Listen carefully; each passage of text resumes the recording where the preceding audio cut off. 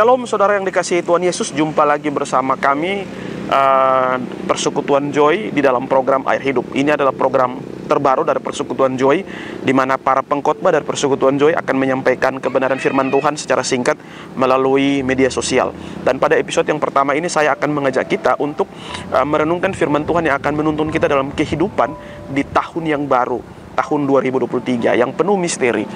Bacaan yang akan kita renungkan hari ini dalam Yosua pasal 1 ayat 1-8.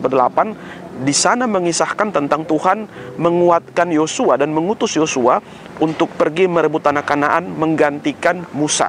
Nah, Bapak Ibu dan saudara yang dikasihi Tuhan, untuk merebut tanah Kanaan itu tidak mudah pada masa itu. Yosua tentu saja seorang yang masih sangat baru, belum banyak pengalaman seperti Musa. Tetapi Tuhan sudah menugaskan dia untuk pergi dan merebut tanah Kanaan.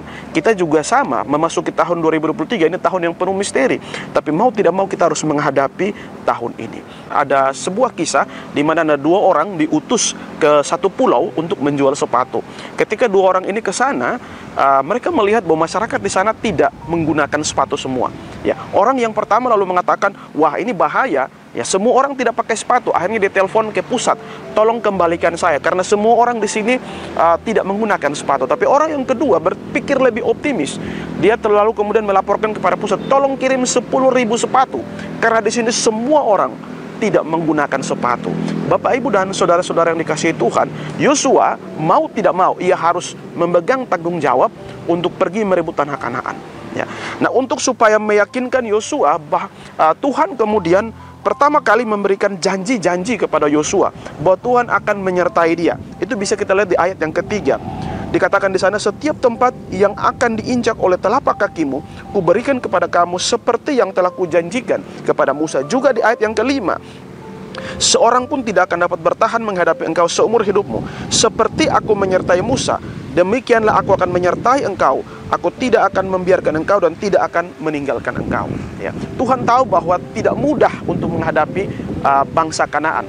Tuhan juga tahu bahwa tidak mudah untuk kita memasuki tahun 2023. Untuk itu firman janji-janji Tuhan ini mau menguatkan kita bahwa Tuhan akan menyertai kita. Setelah Tuhan memberikan janji kepada Yosua, lalu Tuhan memerintahkan dia untuk melakukan 3 hal.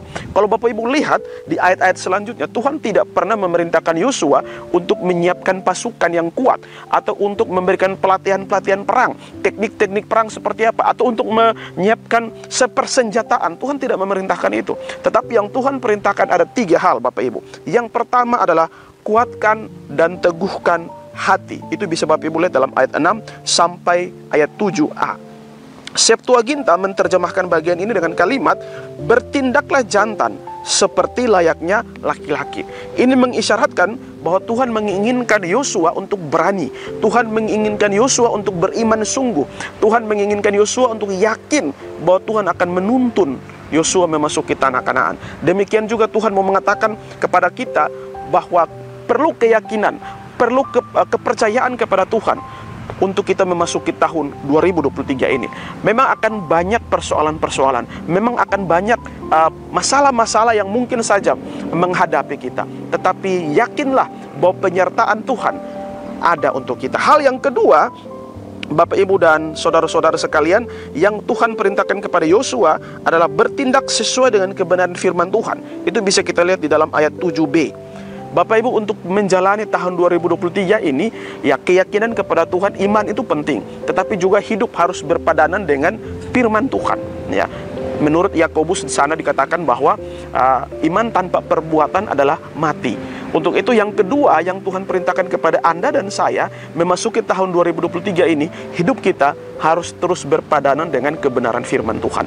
Hal yang ketiga yang Tuhan pesankan kepada Yosua adalah ajarkan firman Tuhan siang dan malam kepada umat Israel. Ya, menarik di sini bahwa Tuhan menginginkan tidak saja Yosua yang selalu setia pada Tuhan, yang selalu memegang firman Tuhan, tapi Tuhan juga menginginkan Yosua untuk mengajarkan firman Tuhan kepada seluruh bangsa Israel. Kenapa? Agar mereka semua punya satu semangat yang sama, iman yang sama, keyakinan yang sama, keteguhan yang sama, dan hidup di dalam Tuhan.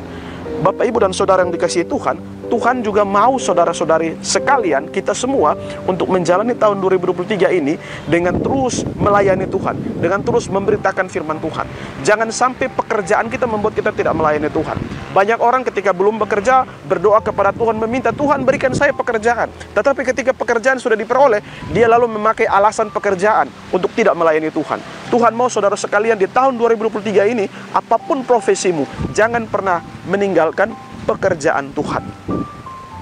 Nah, yang menarik Bapak Ibu, mengapa Tuhan memerintahkan seperti ini? Mengapa Tuhan tidak memerintahkan Yosua untuk mempersiapkan pasukan perang, mempersiapkan alutsista yang baik, mempersiapkan strategi yang baik, tapi Tuhan justru menyuruh 3 hal yang sudah saya sampaikan tadi.